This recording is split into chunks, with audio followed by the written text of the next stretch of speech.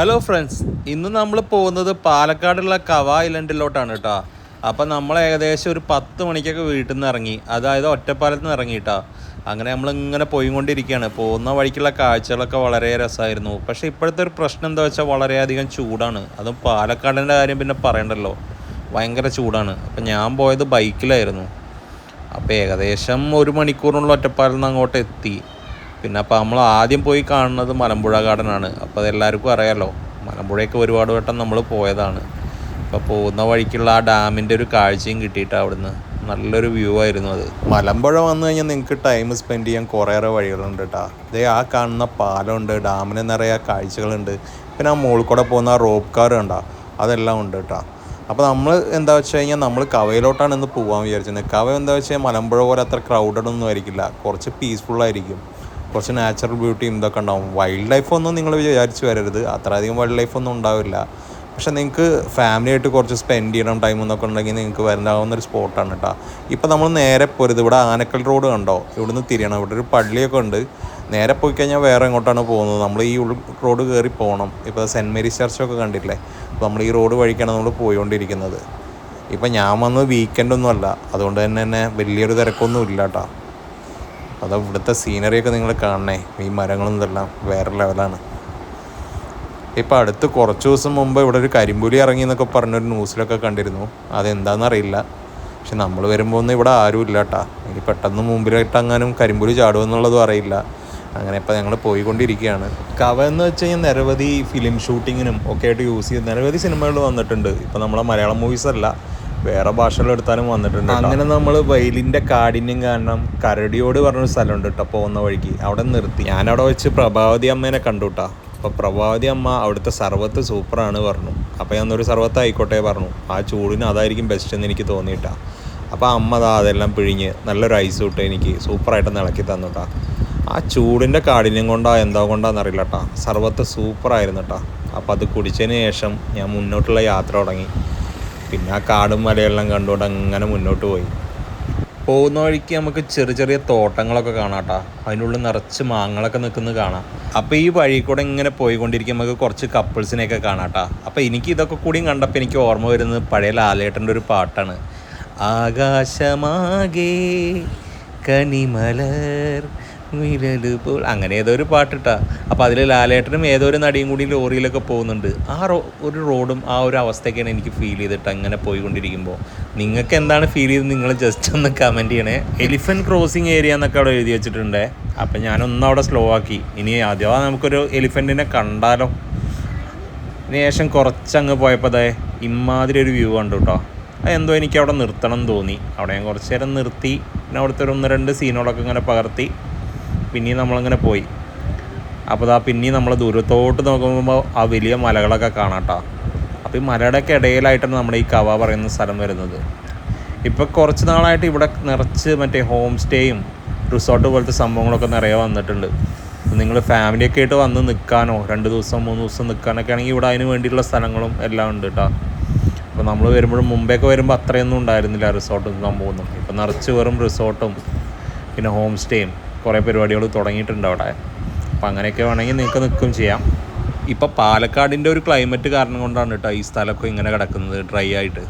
ശരിക്കും നിങ്ങളൊരു മഴക്കാലത്തൊക്കെ വരികയാണെങ്കിൽ ഇതിങ്ങനെയൊന്നും ആയിരിക്കില്ല. നല്ല ആ പച്ചപ്പും ഇതൊക്കെ നിങ്ങൾക്ക് ഫീൽ ചെയ്യാൻ പറ്റും. ഞാൻ മുമ്പ് 1-2 വട്ടം ഞാൻ വന്നിട്ടുണ്ട് മഴക്കാലത്ത്, അന്ന് വേറെ വൈബായിരുന്നു.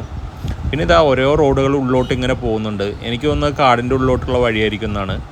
അപ്പോൾ ഇന്നിപ്പോൾ തിരക്കും അത്യാവശ്യമുണ്ട്. അപ്പോൾ നമ്മൾ അങ്ങോട്ട് എത്തുമ്പോഴേക്കും അങ്ങനത്തെ മലകളൊക്കെ നമുക്ക് കാണാൻ സാധിച്ചു കേട്ടോ. നിറച്ച് മലകളും എല്ലാ പരിപാടികളും കാണാം. അപ്പോൾ നമുക്കൊരു കാടിൻ്റെ ഒരു ഫീലൊക്കെ കിട്ടും അങ്ങോട്ട് എത്തും തോറും.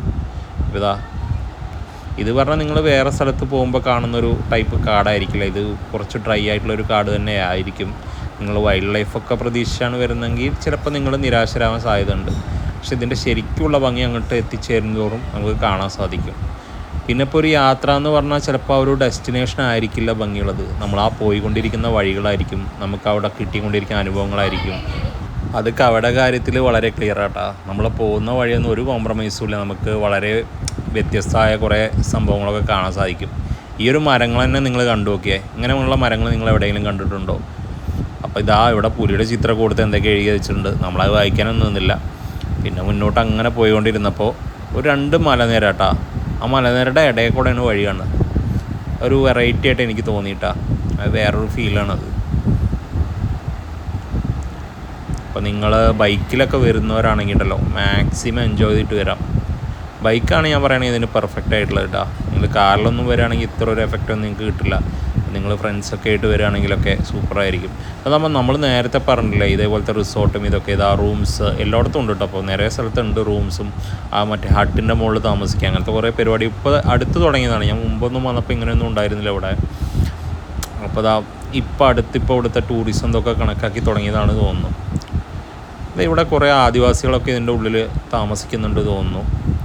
അപ്പോൾ അതാണ് അവരുടെ ലൈഫും ഇതെല്ലാം നമുക്ക് കാണാം. അതിൻ്റെ കുട്ടികളും ഇതൊക്കെ ആയിട്ട് കുടുംബമൊക്കെ ആയിട്ട് അവരെ നടന്നു പോകുന്നതും ഓരോ കാര്യങ്ങളും നമുക്ക് കൂടെ കാണാൻ സാധിക്കും. അപ്പോൾ നമ്മളിതാ ഇങ്ങനെ എത്തിച്ചേരാണ് നമ്മളെ കവയിലോട്ട്. അപ്പോൾ നമ്മൾ ആ റോഡ് നേരെ പോകരുത്. നിങ്ങൾ ബൈക്കിലാണ് വന്നെങ്കിൽ നിങ്ങൾക്ക് ഇങ്ങനെ ഉള്ളിലോട്ട് കയറ്റിക്കൊണ്ടുവരാൻ പറ്റും. ചെറിയൊരു വഴി കാണാം നമുക്ക്. ആ വഴിയുടെ ഉള്ളിലോട്ട് ഇങ്ങനെ കയറി പോരണം. അപ്പോൾ അത് ടാർ ചെയ്ത റോഡൊന്നും അല്ല, ഒരു മണ്ണിട്ട റോഡ് തന്നെയാണ്. അപ്പോൾ മക്കളെ ഇതാണ് വ്യൂ, ഇതാണ് കവയുടെ വ്യൂ കേട്ടോ. നമ്മൾ ആ ഉള്ളിൽ കൂടെ വന്ന് കയറുമ്പോൾ എനിക്ക് തോന്നുന്നു കാറും വരും തന്നെയാണ്. പക്ഷെ നിങ്ങളുടെ റിസ്കിൽ കൊണ്ടുവരണം. എനിക്ക് പോയി തോന്നിയപ്പോൾ ഒരു കാര്യം എന്ന് പറഞ്ഞാൽ ബൈക്കിൽ വരുമ്പോൾ തന്നെ കുറച്ച് സ്കിഡാവന പോലെയൊക്കെ തോന്നി. പക്ഷെ കാറിനൊന്നും പ്രശ്നം ഉണ്ടാവില്ല. പിന്നെ എന്താ വെച്ച് കഴിഞ്ഞാൽ നമ്മൾ മഴ പെയ്ത് കഴിഞ്ഞാൽ നമുക്ക് ഒട്ടും ഇങ്ങനെയൊന്നും വരാൻ പറ്റില്ല കേട്ടോ. മഴ പെയ്ത് കഴിഞ്ഞാൽ അറ്റം വരെ വെള്ളമായിരിക്കും. നമുക്കിങ്ങനെ മഴ പെയ്താൽ അതാ ഞാൻ പറഞ്ഞു, മഴ പെയ്താൽ വേറൊരു ഫീലാണ്. മഴ പെയ്ത് കഴിഞ്ഞാൽ നമുക്ക് ആ ഒരു റോട്ടിൽ നിന്നിട്ട് ഇത് കാണാൻ പറ്റുള്ളൂ. അത്രയധികം വെള്ളം വരും. ഇത് ഫുള്ള് വെള്ളമായിരിക്കും. ഇപ്പോൾ ആ കാണുന്ന മരങ്ങളൊക്കെ ഉണ്ടല്ലേ അതൊക്കെ വെള്ളം വന്ന് മൂടിയിട്ടുണ്ടാവും. ഇപ്പോൾ നമ്മൾ ഈ പോകുന്ന വഴിയും എല്ലാം വെള്ളം വന്ന് മൂടിയിട്ടുണ്ടാവും കേട്ടോ. ഇപ്പോൾ ഇത് ഇങ്ങനെ ഒരു ക്ലൈമറ്റ് ആയത് കാരണമാണ് നമുക്കിങ്ങനെ വരാൻ സാധിക്കുന്നത്. പക്ഷേ എനിക്ക് മഴക്കാലത്ത് വന്നപ്പോഴും ഇഷ്ടപ്പെട്ടു കേട്ടോ. മഴക്കാലത്ത് വന്നപ്പോൾ അത് വേറൊരു രസമാണ്. മഴക്കാലത്ത് വന്നു കഴിഞ്ഞാൽ നമുക്ക് പച്ചപ്പൊക്കെ ഒന്നുകൂടി എടുത്ത് കാണിക്കും. അങ്ങനെ ഒരു ഇതായിരുന്നു. ഇതിപ്പോൾ നമുക്ക് വെച്ചാൽ ഫോട്ടോഷൂട്ടിനോ അങ്ങനത്തെ കാര്യങ്ങൾക്കൊക്കെ നിങ്ങൾക്ക് വേണമെങ്കിൽ വരാം. നിങ്ങൾ ഫ്രണ്ട്സായിട്ട് വേണമെങ്കിൽ വരാം. ഇപ്പോൾ ബൈക്കിലൊരു റൈഡ് വരണമെന്നുണ്ടെങ്കിൽ അതിനൊക്കെ പറ്റിയ കറക്റ്റ് സ്പോട്ടാണ് കേട്ടോ. അപ്പോൾ അത് അങ്ങോട്ട് എത്തുമ്പോഴും നമുക്കത് നേരെ നോക്കിയാൽ ഡാമൊക്കെ കാണാൻ സാധിക്കും. അപ്പോൾ അത് ഓൾറെഡി കുറേ കപ്പിൾസൊക്കെ അവിടെ വന്നിരിക്കുന്നതൊക്കെ ഉണ്ട്. ആ വ്യൂവും സംഭവം നിങ്ങൾക്ക് കാണാം. കണ്ടോ, കുറേ കപ്പിൾസൊക്കെ വന്നിരിക്കുന്നുണ്ട്. ഈ ചൂടത്തൊക്കെ ഇവർ എങ്ങനെ ഇരിക്കുന്നതെന്ന് എനിക്കറിയാത്ത ഗൈസ്. എന്തെങ്കിലും ആട്ടെ. അങ്ങനെ ഇതാ നമ്മളെ സ്പോട്ടിലെത്തിയിരിക്കുകയാണ്.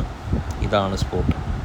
ഇനി നമുക്കിവിടെ വണ്ടി പാർക്ക് ചെയ്ത് നമുക്കിവിടെ ഒന്ന് ഫോട്ടോ എടുക്കണമെങ്കിൽ ഫോട്ടോ എടുക്കാം, ഓടിക്കളിക്കണമെങ്കിൽ ഓടിക്കളിക്കാം, എന്ത് വേണമെങ്കിൽ ചെയ്യാം കേട്ടോ. അപ്പോൾ നിങ്ങൾ പാലക്കാട് ഉള്ളവരാണെങ്കിൽ ഈ സ്പോട്ട് ഒരിക്കലും മിസ് ചെയ്യരുത്.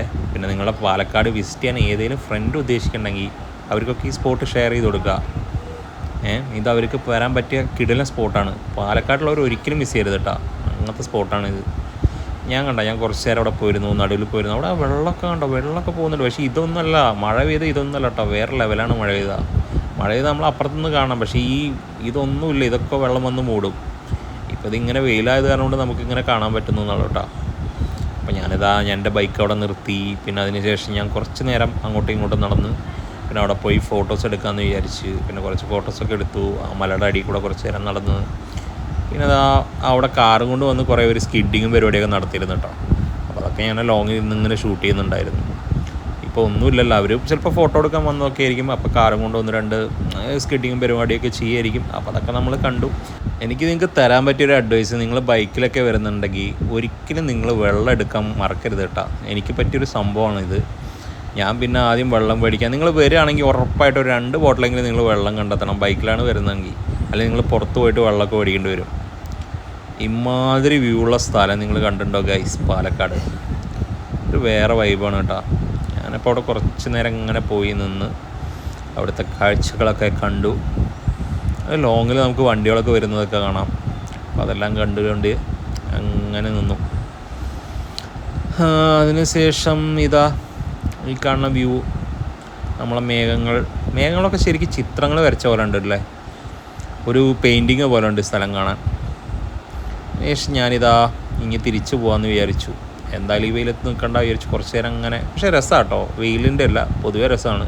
അപ്പോൾ അതാ ഒരു മയിലിനെയൊക്കെ കണ്ടു കേട്ടോ. ആകെ വന്ന് കണ്ടൊരു വൈൽഡ് അനിമലാണിത്.